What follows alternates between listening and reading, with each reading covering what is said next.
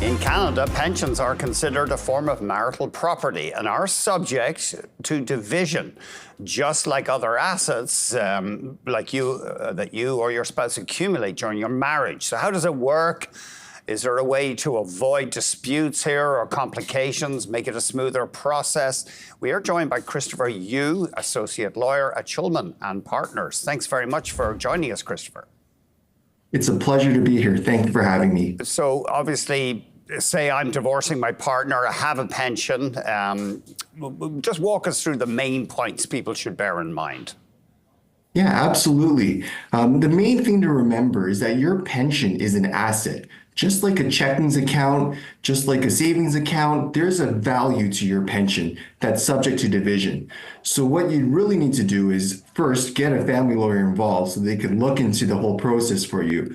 But we'd ascertain a value for the pension and add it to the list and the pile of assets that needs to be divided. That's how that would, generally speaking, work, Andrew.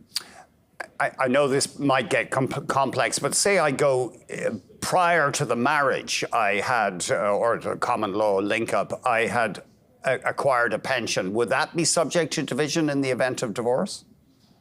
It's a great question.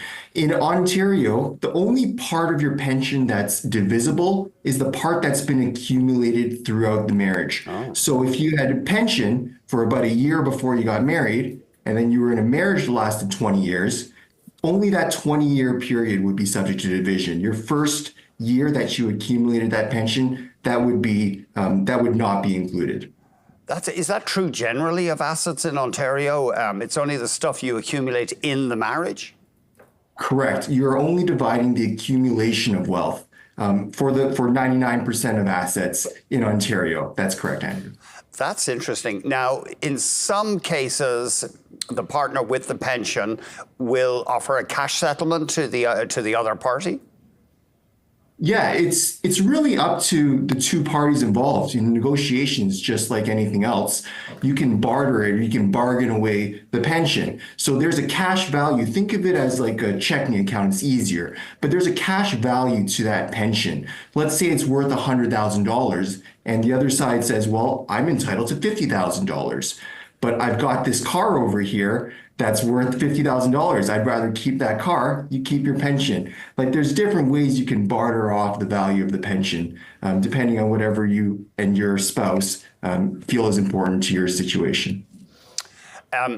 It can be tricky to value a pension, though, can't we? Say it's a defined benefit pension. That you need to hire an actuary, I guess. You are absolutely correct. As family lawyers, we aren't the ones that value that pension. It's going to be the plan administrator. A request can be made to most pension plans to have that, what we call a family law value. So they ascribe that value through the plan administrator. If you wanted to do it faster, some people like to hire a private actuary to go ahead and value it. And also those actuaries, a little side benefit is they can calculate what the tax implications of the pension being withdrawn at a later date might be as well, to kind of reduce the value of the pension. But it wouldn't be the family lawyers. You're absolutely correct. It's the actuaries or the plan administrators that value that pension. You say that some people are surprised to learn that pensions must be divided. They are.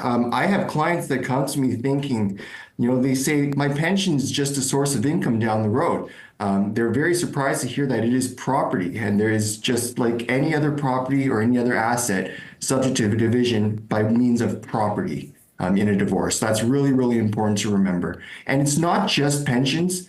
It's also any retirement savings vehicles, RRSPs, LIRAs. Anything of the sort is considered property in Ontario, subject to division. Life income retirement accounts or RIFs, or yeah. Exactly. I'm just trying to think. A defined contribution plan is essentially the same here as an RSP or an RIF, I suppose. And what about CPP? The entitlement, say one party has paid into CPP, the other hasn't or hasn't paid much. That has to be split in the event of divorce? Another great question, and another one that's surprising to a lot of my clients. Canada Pension Plan credits are subject to an application for division. So if one party worked throughout the marriage and the other didn't, there's going to be a very disproportionate amount of CPP credits for one spouse. And either spouse can make an application to equally divide any credits that were accrued during the marriage as well. So it also applies to CPP. I guess that's fair on the surface. One person might have stayed at home and raised the kids or maintained the house, and the other person went out and actually earned money. Yeah, you got it. Exactly. Yeah. Any other complications people should bear in mind here? The only other, not a complication per se, like I said, the real nitty gritty of valuing the pension comes down to the actuary or the plan administrator. Once we as family lawyers get the value of the pension, it kind of gets plugged into the equation, just like any other asset. But the one thing that I would certainly advise anybody that's going through a divorce to look out for when dealing with pensions is not to forget that there is a tax disposition cost associated with that pension down the road. And anything that you can do to lower the value of your pension that's subject to division is going to help you if you are the spouse that has the pension. So don't forget the tax disposition costs that come with the pension. I don't quite follow you there. What do you mean by tax disposition costs? So just to give an example, if you had a house or a property, there's disposition costs with that. There's going to be realtor fees, there's going to be legal fees, HST that's payable. So although your house might be worth $1 million subject to division, it's not going to be $1 million asset. You're going to reduce some of that for fixed costs associated with disposing of that asset down the road. So just like a pension, because you're going to eventually be drawing out money from that pension, which is money that you're going to be paying tax on. So we, as family lawyers, get actuaries to tell us, to estimate down the road when this pension is being withdrawn, how much tax is that spouse going to be paying? And you can reduce the value for property of what is getting divided by what that tax rate might be down the road.